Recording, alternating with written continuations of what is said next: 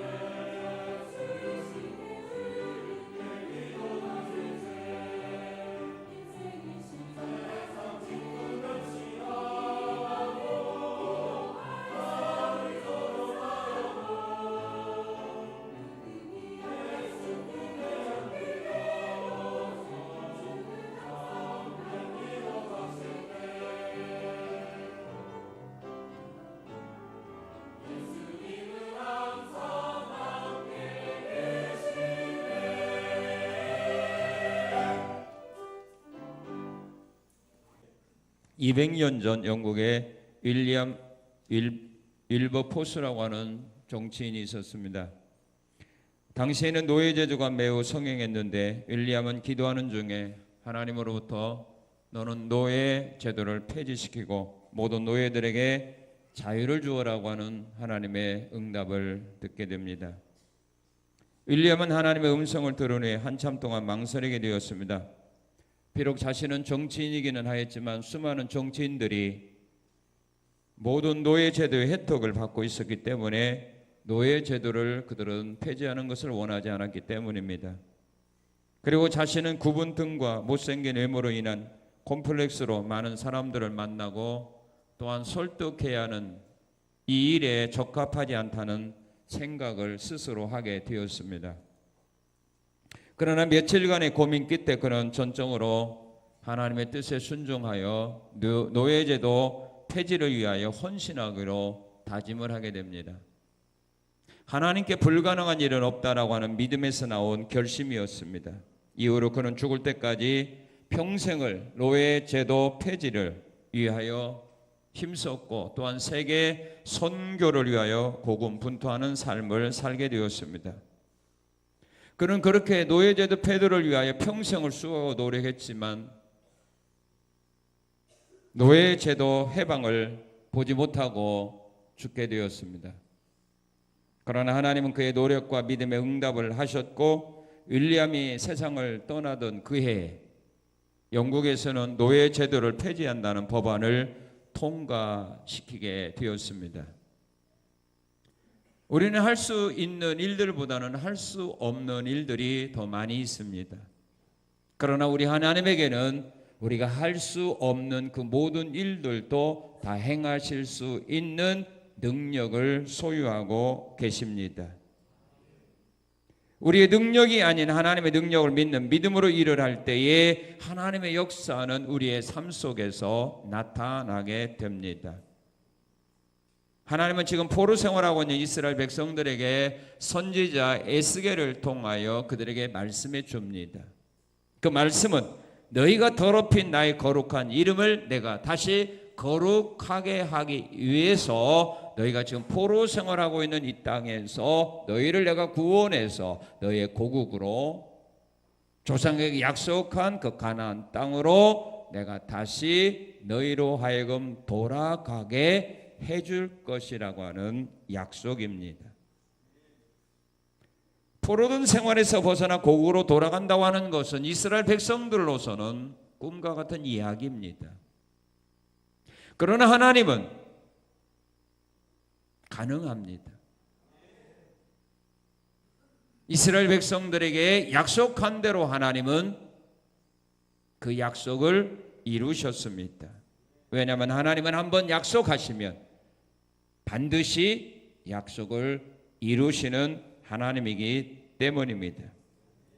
지금 자신의 잘못된 생활로 인하여 포로 생활과 같은 어려움 속에 있고 절망 속에 빠져 있는 우리들이라 할지라도 오늘 우리는 희망을 가져야 한다는 말입니다.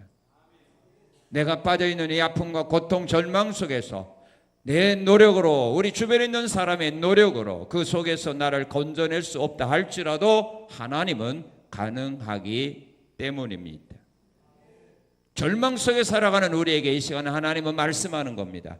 포로 생활과 같이 희망이 없이 살아가는 우리에게 이 시간에 하나님은 말씀하는 겁니다. 내 거룩한 이름을 너희가 더럽힌 내 거룩한 이름을 내가 거룩하게 하기 위하여 너희가 처해 있는 절망의 삶 속에서, 질병의 삶 속에서, 실패한 자리에서, 어둠의 자리에서 내가 너희를 건져내 줄 거다. 누구의 이름을 위하여? 하나님의 거룩한 이름을 위하여. 너희가 더럽힌 내 이름을 내가 거룩하게 하기 위하여 내가 너희를 포로 생활 속에서 건져내어 가나안 땅으로 다시 돌아가게 할 것이라는 약속입니다. 자, 그러면 왜 하나님의 이름이 더럽혀졌을까? 영광스러운 그 하나님의 이름이 왜 더럽혀졌을까? 자녀가 잘못된 삶을 살게 되면 부모님의 이름이 더럽혀졌죠. 그죠? 자녀가 자녀답게 살지 못하고 세상에 나가서 범죄하고 죄악 가운데서 살게 되면 부모님들의 이름이 더럽혀져요. 오늘 우리 예수 믿는 사람들이 세상에서 거룩한 삶을 살지 못하게 되면 하나님의 거룩한 이름이 더럽혀진다는 겁니다. 이스라엘 백성들은 하나님의 이름을 영화롭게 해야 됩니다.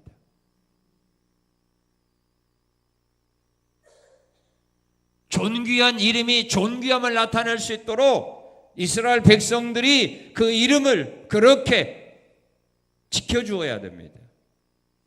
그런데 이스라엘 백성들이 잘못된 삶을 살게 되므로 그 거룩한 이름이, 그 존귀한 이름이, 그 영광스러운 이름이 더럽혀졌다는 말입니다. 사람들에게 짓밟히는 이름이 되어버렸다는 말입니다. 사람들에게 비난받는 그 이름이 되어버렸다는 말입니다. 왜 하나님의 이름이 이스라엘 백성들로 인하여 존경스러운, 존귀함을 얻는 영광스러운 이름이 왜 더럽혀졌느냐? 그 이유는 이스라엘 백성들이 땅 위에 피를 쏟았다는 겁니다. 자, 우리 18절 한번 같이 읽겠습니다. 18절. 그들이 땅 위에 피를 쏟았으며. 민수기 35장 33절은 말합니다. 너희는 거주하는 땅을 더럽히지 말라 그랬어요. 너희는 앞으로 들어가서 얻을 가나안 땅을 더럽히지 말라. 그러면서 말하기를 땅을 더럽히는 것이 뭐냐? 피라고 말했습니다.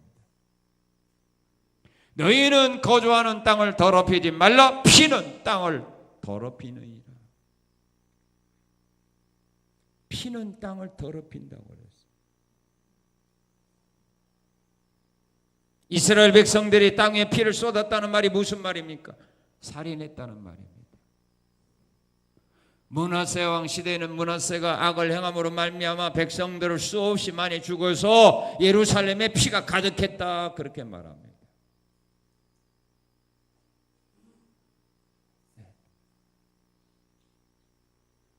피는 땅을 더럽히는 겁니다.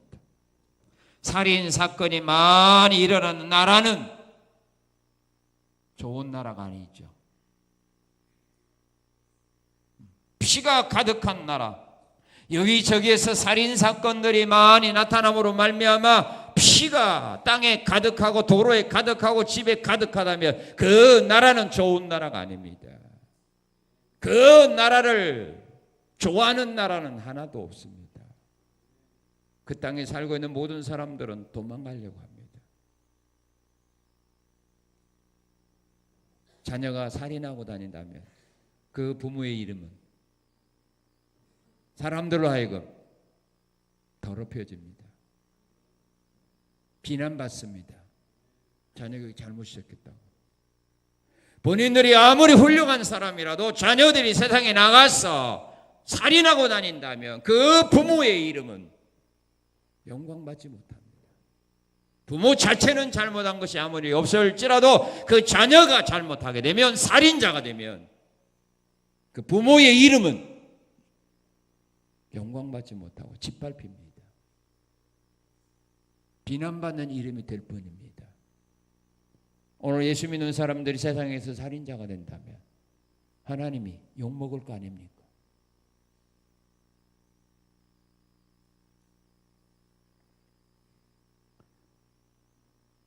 그리고 이스라엘 민족이 하나님의 이름을 더럽혔는데 어떻게 더럽혔느냐? 18절은 그렇게 말합니다. 우상 숭배함으로 더럽혔다고 말합니다. 에스겔 20장 7절은 말합니다. 애굽의 우상들로 말미암아 스스로 더럽히지 말아라 그랬습니다. 우상 숭배하는 것이 바로 하나님의 이름을 더럽히는 겁니다. 예수 믿는 사람들 우상 숭배하고 다닌다면 하나님의 이름을 세상 사람들이 비난할 거 아닙니까? 예수 믿는 사람이 저 따위로 생활한다고. 우상 숭배함으로 하나님의 이름을 더럽히는 겁니다.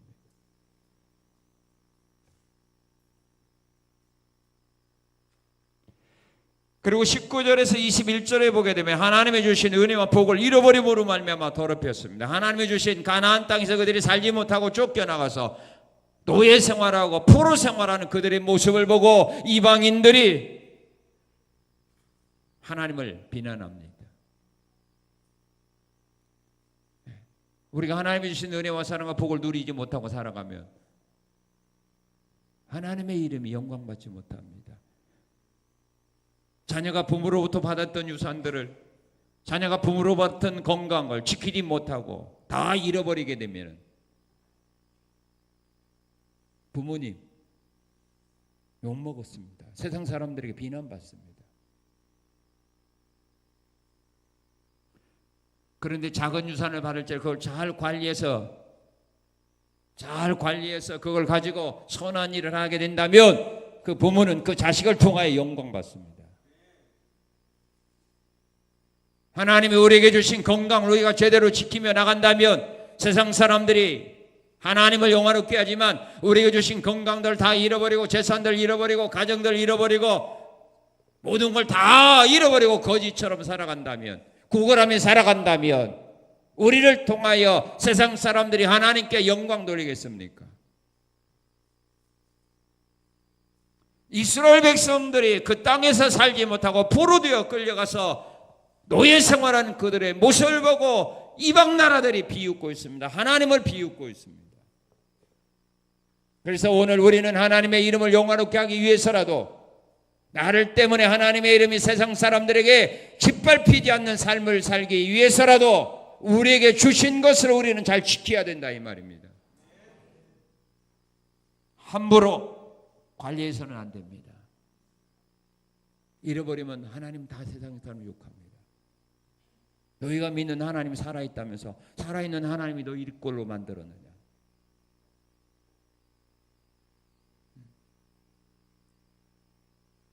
그러나 우리가 힘들고 어려운 가운데서 그것을 붙잡고 그걸 통하여 다시 재기하고 일어난다면 세상 사람들이 하나님을 인정하게 되고 그 하나님께 영광 돌리게 됩니다. 자, 이스라엘 백성들이 이와 같이 피를 흘림으로 말미암아 우상 숭배함으로 말미암아 하나님 그들에게 주었던 나라와 기업을 제대로 관리하지 못하고 이방인들에게 다 빼앗김으로 말미암아 하나님의 이름이 더럽혀졌어요. 영광스러운 이름이 더럽혀졌어요. 세상 사람들이 짓밟는 이름이 되어버리고 말았어요. 그래서 하나님은 그 더럽혀진 이름, 그 이름을 회복하기 위하여 다시 하나님은 역사하는데, 그 이스라엘 백성을 버리고 자기 이름을 회복하는 것이 아니라 이스라엘 백성들의 잘못된 삶으로 인하여 더럽혀진 자신의 이름을 하나님이 다시 회복하기 위하여 지금 현재 하나님의 이름을 더럽히고 있는 이스라엘 백성들, 지금 포로 생활하고 있는 이스라엘 백성들을 통하여 하나님은 하나님의 이름을 거룩하게 하겠다 이 말입니다.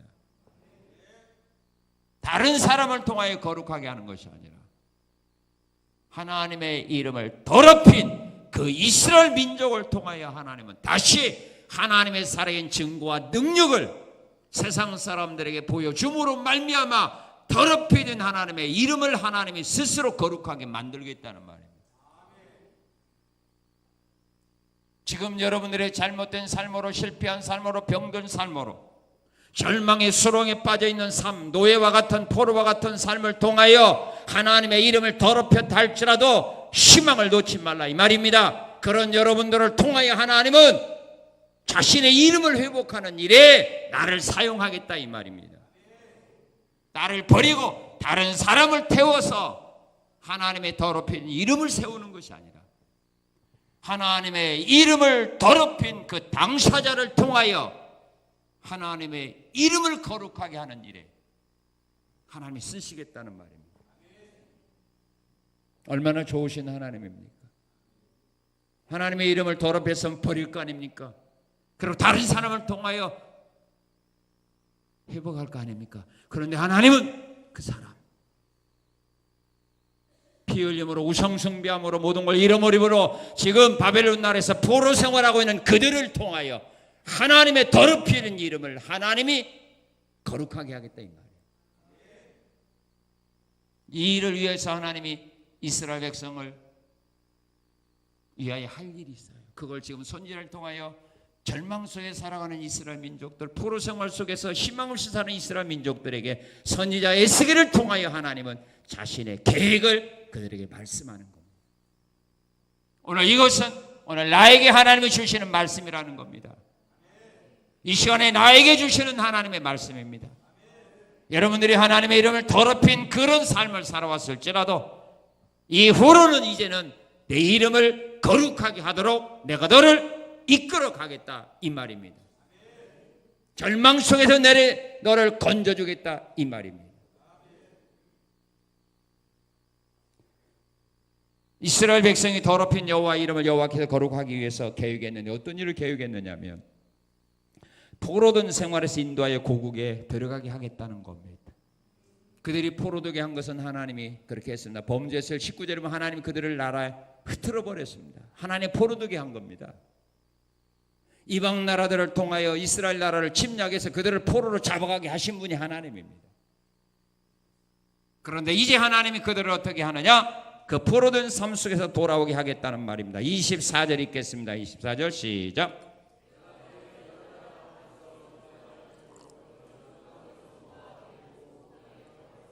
예, 내가 너희를 여러 나라 가운데서 인도하여 내고 여러 민족 가운데서 모아 데리고 어디로? 고국 땅에 하나님 들어간다. 포로된 삶에서 건져내는 자가 누구예요? 하나님이요. 내가 너희를 모아서 내가 너희를 데리고 고국으로 돌아가겠다. 그러면 이스라엘 백성들이 포로 생활하는데 어떤 상황에서 포로 생활했습니까? 그들의 포로 생활이 어떤 상황이냐면 무덤과 같은 포로 생활하고 있습니다. 자, 37장 12절 13절 읽어봅시다. 37장 12절 13절 37장 12절 13절 시작. 주 여호와께서 이같이 말씀하시기를 내 백성들아 내가 너희 무덤을 열고 너희를 거기에서 나오게 하고 이스라엘 땅으로 들어가게 하리라. 내 백성들아 내가 너희 무덤을 열고 너희를 거기에서 나오게 한즉 너희가 내가 여호와인 줄 알리라. 지금 이스라엘 백성들이 포로 생활하는 그 상황이 어떤 상황이냐? 무덤 속에 있는 시체와 같은 상황이에요. 무덤에 있는 사람. 무덤에 있는 사람은 희망이 없죠. 그죠? 중환자실에 있는 사람은 그래도 희망이 있어요. 중환자실에 있는 사람은 그래도 희망이 있어요. 살 수 있는 희망이 조금이라도 있어요. 1%라도 있어요. 그러나 무덤에 있는 사람은 없어요. 사람이 한번 죽으면 끝난 거 아닙니까? 지금 이스라엘 민족들은 무덤 속에 있는 사람과 같은 생활하고 있어요. 희망이 없어요. 그런 그들을 하나님의 거기서 내가 무덤을 열고 너희를 내가 모았어 고국으로 돌아가게 하려 믿습니까? 지금 우리의 삶이 중환자도 아니고 무덤 속에 있는 죽은 사람과 같은 그런 상황에 내가 처했다 할지라도 포기하지 말라는 겁니다. 그 속에서 하나님은 나를 이끌어내겠다 이 말입니다.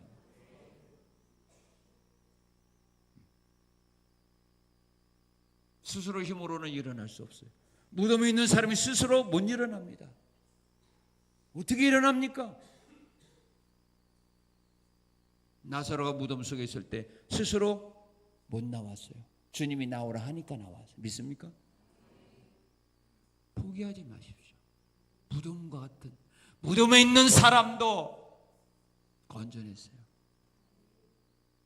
그런 생활을 하고 있다 할지라도 그런 환경이 있을지라도 주님은 나를 거기에서 건져낸다. 왜?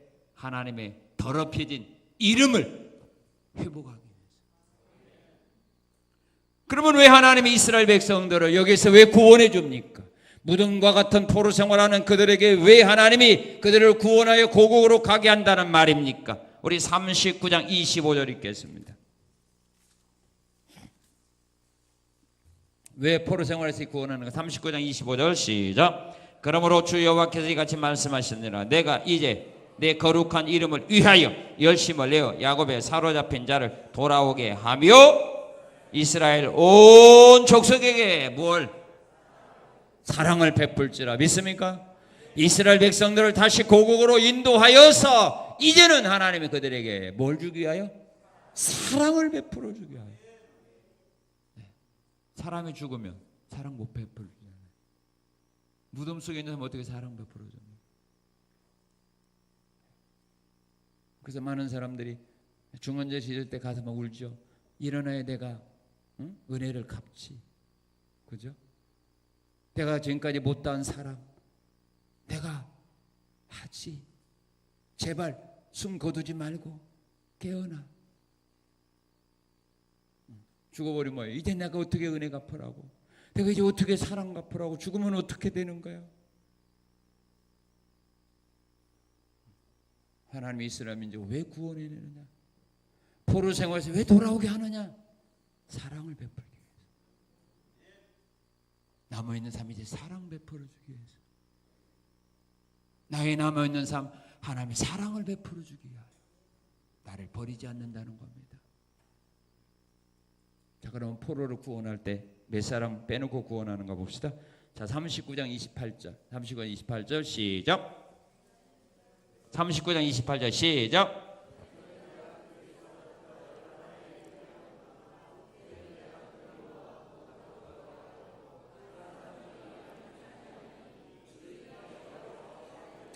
자, 포로에서 돌아올 때 몇 사람 남겨놓고 돌아온다고 했어요. 그 한 사람도 남기지 않는다는 속에 나도 포함될까 안 될까? 포함되죠? 네. 한 사람도 남기지 않고 내가 다 돌아오게 할 거다.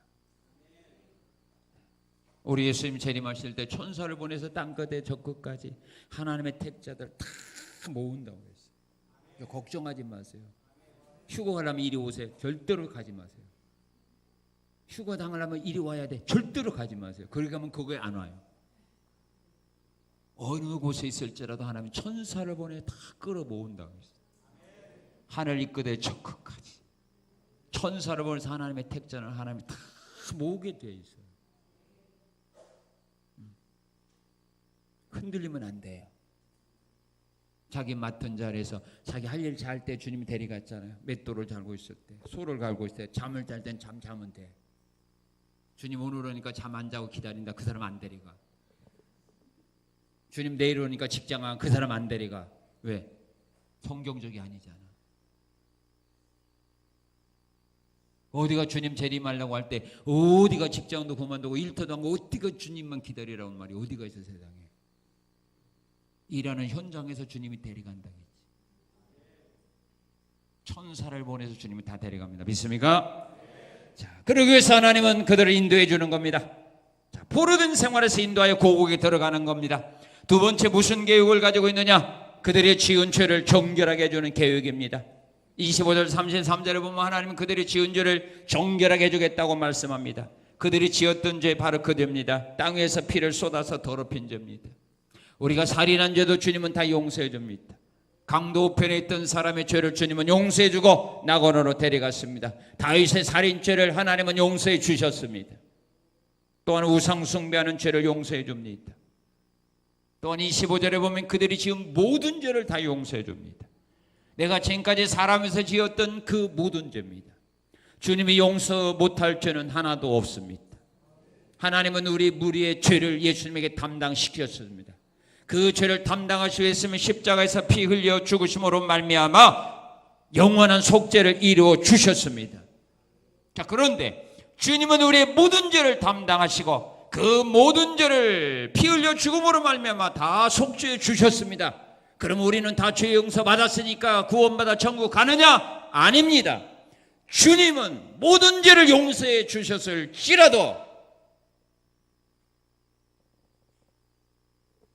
하나님은 우리 어떤 죄를 용서하죠? 만약에 예수님이 우리 무리의 죄를 다 담당하고 십자가에서 죽으심으로 속죄를 이루어 놓았기 때문이라고, 그러니까 이제 우리가 할 일이 없다라고 생각하면 안 됩니다. 하나님 편에서는 하나님 그렇게 해놓았지만은 우리 편에서 해야 될 일이 있다는 말입니다. 하나님 편에서는 예수를 통하여 우리의 모든 죄를 담당하고 피 흘려 죽게 함으로 말미암아 영원한 속죄를 이루어 놓으셨지만 이제 내가 할 일이 있습니다. 그 하나님의 이루신 영원한 속죄를 내 것으로 삼기 위해서는 뭐가 필요합니까? 회개가 필요합니다. 이 회개하지 아니하는 자는 하나님의 이루신 영원한 속죄가 그들에게 아무런 도움이 없습니다. 우리가 회개하지 아니해도 하나님이 이루신 영원한 속죄가 우리에게 그대로 적용이 된다면 이 세상에서 멸망받아 지옥 갈 사람 그럼 하나도 없어야 돼요. 그죠? 왜 하나님이 속죄 이루셨습니까? 없어야 되죠? 그러나 어떤 것만 용서해줘요?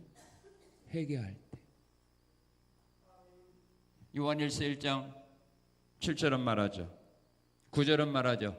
하나님은 미쁘사 우리가 뭐하면? 자백하면, 그죠? 자백하면, 그래서 자백하면 그 죄는 용서해줘요. 예수를 죽였다고 하는 말을 듣고 두려움에 떨던 유대인들이 사도들이 말합니다. 우리가 어떻게 해야 용서받을 수 있느냐라고 말할 때 사도들이 그들에게 뭐라고 말합니까? 회개하여 죄사함을 받으라 그랬어요. 회개해야 죄사함이 임하는 겁니다. 회개하지 않는 죄는 용서 못 받습니다. 그래서 우리가 지은 죄를 회개하면 하나님은 그 죄를 뭐라고 말했어요? 다시는 기억하지 아니하리라. 회개하는 죄는 기억하지 아니하지만 회개하지 않는 죄는 하나님이 기억하시고 그 죄에 대하여 하나님은 징계와 심판을 내리는 겁니다. 우리의 모든 죄를 용서해 줍니다. 어떤 죄? 회개하는 죄. 회개 안 하는 죄는 용서 안 해줍니다. 자백하는 것만 주님은 용서해 줍니다. 믿습니까? 그래서 여러분들은 잘못한 것이 있었을 때 하나님 알아서가 아닙니다. 그 죄를 회개하지 않으면 그 죄가 하나님과 우리 사이를 가로막는 장애물 역할을 합니다. 그래서 기도에도 응답 못 받게 하고 하나님의 도움도 받지 못하게 하고 하나님의 은혜와 사랑과 복을 받지 못하도록 내가 지은 내 죄와 허물이 다 막아버리는 겁니다.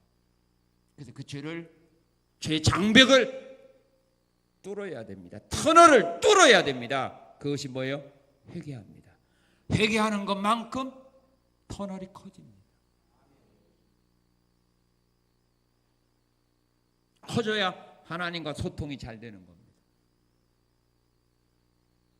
이만해갖고 뭘 여기서 뭘 받습니까? 죄를 용서해 줍니다.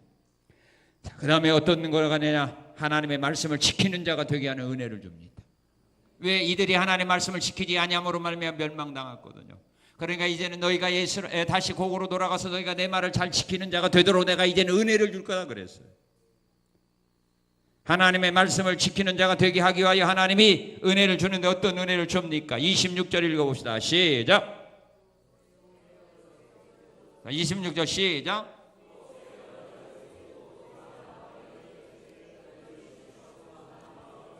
예, 하나님 말씀을 지키는 자가 되기 위해 은혜 주는데 어떤 은혜를 준다 했어요? 굳은 마음을 제거합니다. 굳은 마음이란 돌과 같은 마음입니다.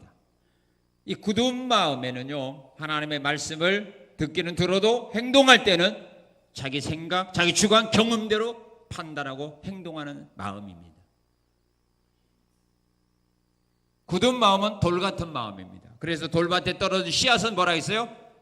은혜는 받는데 시련과 환난이 올 때 뭐라 했어요? 버린다고 했어요. 그래 정말로 하나님의 말씀에 순종할 때 자기 생각대로 판단하는 사람들, 이게 굳은 마음을 가졌기 때문에 그래요. 그래 하나님 말씀대로 판단 안 해요. 자기 생각대로, 경험대로, 자기 고집대로 결정하고 그대로 이루는, 이게 다 굳은 마음이에요. 그래서 말씀이 열매가 없어요. 대부분이 다 굳은 마음이에요. 대부분이 다 굳은 마음 가지고 신앙생활해요. 은혜로울 때는 말씀대로 사는데 내가 뭐가 손해되고 뭐가 어려운 일 당할 때는 판단을 대고 자기 생각대로 하잖아요. 굳은 마음, 돌과 같은 마음, 열매가 없어요. 그래서 하나님이 이제는 굳은 마음 제거하고, 왜 굳은 마음 가지고는 말씀이 열매를 못 맺어요. 순종을 못 해. 그 다음에 무슨 마음을 준다? 부드러운 마음. 부드러운 마음이라는 고기, 살 그겁니다. 고기가 얼마나 부들부들해요. 예수님 말씀한 것은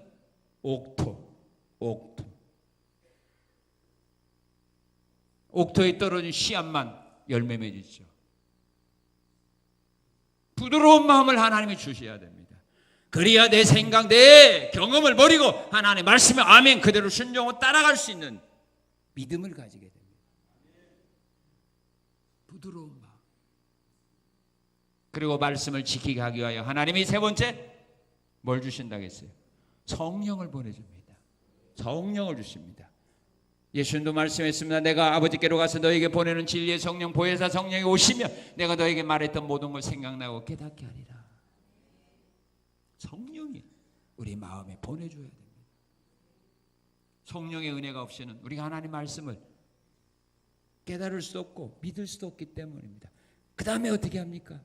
그 다음에 자 27절 읽겠습니다. 시작.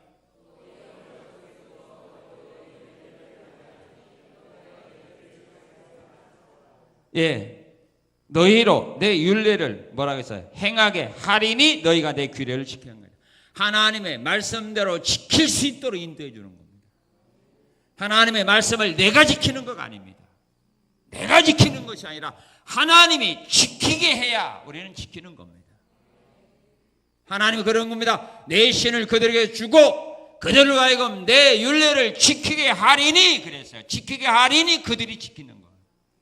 나로 하여금 하나님 말씀을 지키도록 은혜 주면 내가 지키는 거예요. 아브라함에게 고향을 떠나 내가 너희 지시하는 땅으로 가라 이렇게 말씀하신 후에 하나님이 아브라함을 인도하사 가나안 땅으로 하나님이 이끌어 가신 겁니다. 아브라함이 가나안 땅을 찾아간 것이 아니라 하나님이 그의 발걸음을 인도하여 그 땅에 오게 하신 겁니다. 우리는 하나님 말씀 지킬 수 없어요. 믿음 있다고 지킵니까? 천만에. 신앙생활 오래 했다고 지킵니까? 천만에. 목사라고 지킵니까? 천만에. 하나님의 지키게 하는 은혜 안 주면 목사도 장로도 권사도 못 지켜요. 그러나 초신자라도 하나님이 지키게 하는 은혜 주면 지켜요. 목사라고 하나님 말씀 지켜요? 천만에요. 하나님이 지키는 은혜 안 주면 안 지켜요. 못 지켜요. 못 지켜요. 그래서 우리는 하나님의 은혜를 구해야 돼요. 누구에게 이 은혜 줍니까? 하나님의 은혜가 복주기로 작정된 사람, 다시 회복하기로 작정된 사람은 마음을 어린아이와 같은 마음으로 돌이켜서 겸손하게 하나님 말씀 따라 순종하고 나가도록 인도해 주는 겁니다. 그래야 회복이 되거든요. 그래야 하나님의 이름이 다시 거룩해지거든요. 이런 은혜를 주겠다 계획한 겁니다. 자, 그 다음에 네 번째, 이제 고국에서 거주하게 한다는 겁니다. 28절 33절 말합니다. 고국에서 거주하는데 어떻게 거주하게 하느냐? 자, 지금 현재 그 땅은 황폐한 땅입니다. 짐승떼들이 사는 땅입니다. 그 땅에서는 살 수 없죠. 그래서 이제 하나님은 이스라엘 민족이 포로된 상태에서 그 가나안 땅으로 인도해서 그들이 그 땅에 살게 하기 위하여 이제 하나님이 하시는 일이 있는데 어떤 일을 하느냐? 우리 34절 읽겠습니다. 34절 시작.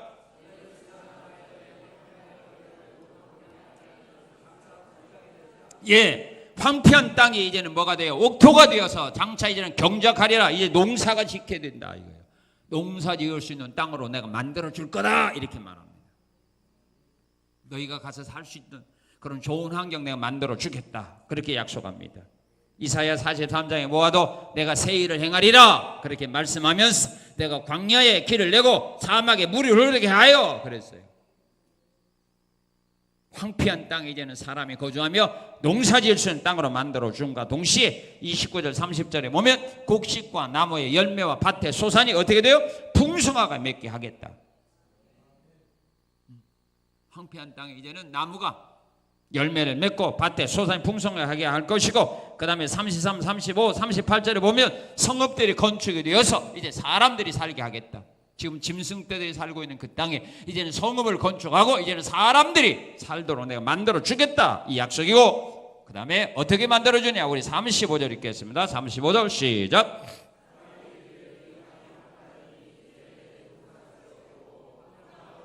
예, 황폐한 땅, 사람이 살지 않았던 땅 이제는 어떤 동산과 같이 되었다? 에덴 동산과 같이 되었다. 이렇게 사람들이 보고 말할 수 있도록 내가 너희가 가서 살 땅을 에덴 동산과 같이 아름다운 땅으로 내가 만들어 주겠다 이 약속입니다. 자, 이런 곳에서 살 수 있도록 지금 황폐한 땅을 그렇게 만들어 주겠다는 것이 하나님의 뭐라고요? 계획이라는 말입니다. 지금 현재 이 복을 준 건 아닙니다. 현재 이것은 이 말씀을 받는 사람이 누구예요? 지금 바벨론 나라에서 포로 생활하고 있는 사람이에요. 무덤과 같은 포로 생활하고 있는 사람들에게 지금 하나님의 에스겔 선지자를 통하여 하나님의 계획을 말씀하는 거예요. 너희는 여기서 포로 생활, 너희 인생이 여기서 끝날 거가 아니라는 말입니다. 다시 고국으로 돌아가는데 그는 에덴 동산과 대해 만들어줘 거기서 경작하며 성읍을 짓고 내가 살게 해주겠다 이 말이에요. 그 다음에 어떤 복을 주느냐 하면은 37장 15절 22절에 보면은 이제 두 나라가 한 나라로 이루어지게 한다 그렇게 말합니다. 37장 우리 22절 한번 읽어봅시다. 22절 시작.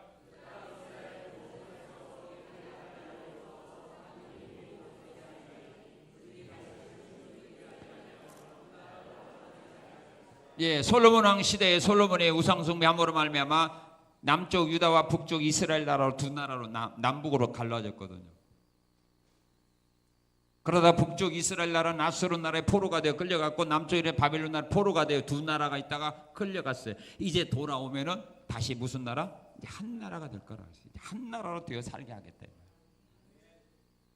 그 나라는 뭐라고 말했어요? 이제는 영원히 갈라지지 않고 한 나라로 살게 해주겠다 이 말이에요. 그대로 지금 이스라엘은 한 나라잖아요. 두 나라로 나눠주지 않아. 한 나라예요. 하나로 연합하게 해주겠다. 하나님이 원하는 것은 하나지 둘은 아닙니다. 교회는 오직 하나밖에 없습니다. 교회는 여당 야당이 있는 거가 아닙니다. 교회는 오직 하나입니다. 하나님은 하나가 되게 하는 겁니다. 에베소 4장 3절로 말합니다. 성령이 하나 되게 하심을 너희는 힘써 지켜라. 교회가 분열되는 건 하나님이 원하는 교회가 아닙니다. 하나가 되게 합니다. 그대로 하나 되게 하셨죠. 자, 이런 하나님의 계획입니다. 포로된 상황에서 인도하는 겁니다. 우리의 지은 모든 죄를 용서해 주는 겁니다. 이제 하나님의 말씀을 지키는 자가 되게 합니다. 왜 말씀을 안 지키면 또 망하니까. 그 다음에 황폐한 우리의 땅이 에덴 동산 아름다운 땅에 대해서 거기서 성읍을 짓고 이제 살게 합니다. 이것이 바로 하나님의 이스라엘 민족을 향한 계획입니다. 이렇게 하면 하나님의 이름이 거룩하게 될 수 있을 거 아닙니까? 그렇죠? 이제 이스라엘 민족들을 보고 하나님을 비방했던 이방인들이 희망이 없는 그들이 자기 나라를 다시 건축하고 에덴 동산 아름다운 산에서 사는 모습을 보게 되면 이제 하나님을 영화롭게 하거든요. 자, 이것을 우리가 알았을 때 그럼 우리는 가만히 있으면 됩니까? 할 일이 있어요. 이게 하나님의 계획입니다. 나를 향한 하나님의 계획입니다. 이 계획을 알은 우리가 할 일이 있습니다. 뭐 해야 되느냐 하면 그 하나님의 세우신 계획을 의심하지 말고 뭐예요? 믿어야 되는 겁니다. 내 형편을 보지 말고 이 하나님의 계획을 알았으면 이대로 이루실 하나님을 믿는 겁니다. 사도 바울처럼 내게 말씀하신 그대로 되리라고 나는 하나님 믿는다.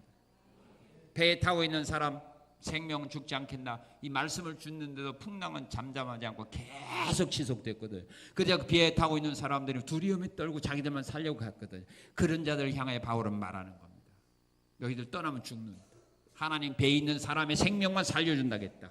나는 내게 말씀하신 그대로 되리라고 하나님 믿는다. 이 약속을 그대로 믿는 겁니다. 여호수아 갈렙처럼 그들이 대장부를 할지라도 하나님이 우리와 함께 하시니 그들은 우리의 밥이다. 그렇게 믿는 겁니다. 10명은 그들이 대장부 그들 앞에 메뚜기라고 해서 하나님의 약속을 안 믿었거든요. 그러나 여호수아 갈렙은 대장부 그들 앞에 우리가 메뚜기 같은 존재라도 하나님 말씀하시고 하나님이 이루실 거라 그걸 확실히 믿은 거예요. 믿는 자에게는 이런 은혜 줍니다. 여러분의 앞으로 남아있는 삶이 에덴 동산과 같은 삶에서 그런 행복하게 살 수 있도록 하나님은 은혜 주고 무덤과 같은 절망 속에서도 하나님 나를 분명히 인도해 주십니다. 누구에게? 믿을 때. 믿어야 됩니다. 의심하지 말고 믿어야 됩니다. 그 다음에 두 번째 뭐 해야 됩니까? 우리 37절 시작. 자 시작.